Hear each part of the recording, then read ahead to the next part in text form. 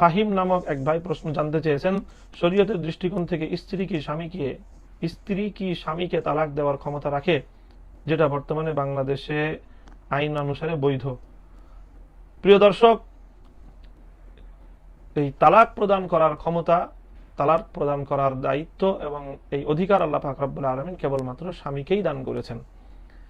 এবং বিষয়টি এমন যে তালাক অর্থই হলো স্বামীর পক্ষ থেকে স্ত্রীর প্রতি বিচ্ছেদের কার্যকারণ ঘটানো, এটাই হলো তালাকের অর্থ।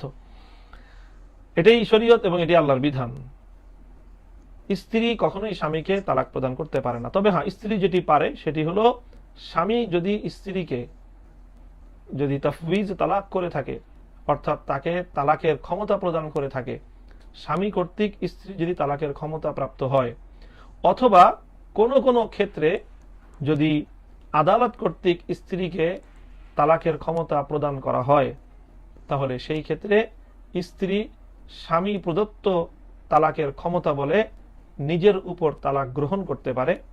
স্ত্রী কখনোই স্বামীকে তালাক দিতে পারে না, কারণ তালাক এমন একটি জিনিস যেটি স্ত্রীর উপরেই পতিত হয়, স্বামীর উপর তালাক পতিত হওয়ার বিষয়ই নয়। তালাক বিষয়টি এমন শরীয়তের পক্ষ থেকে নির্ধারিত। সুতরাং আমাদের সমাজে বা যে কোনো সমাজে যদি এমন কোনো প্রচলন থাকে যে স্ত্রী স্বামীকে তালাক প্রদান করলো বা ডিভোর্স প্রদান করলো, এটি আসলে সঠিক কোনো পদ্ধতি নয়।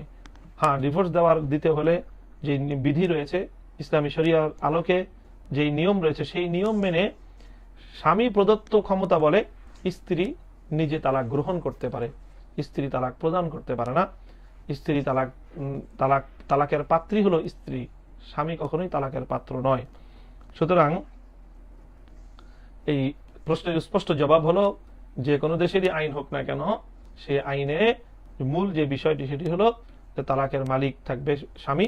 স্বামী যদি স্ত্রীকে তালাক প্রদান করার অধিকার দিয়ে থাকে, শর্তহীনভাবে দিয়ে থাকুক অথবা শর্তযুক্তভাবে দিয়ে থাকুক, যেভাবে স্বামী স্ত্রীকে তালাকের অধিকার দিয়েছে সেই কার্যকারণ ঘটলে তখন স্ত্রী স্বামী প্রদত্ত ক্ষমতা বলে তালাক গ্রহণ করতে পারে, তালাক প্রদান করতে নয়।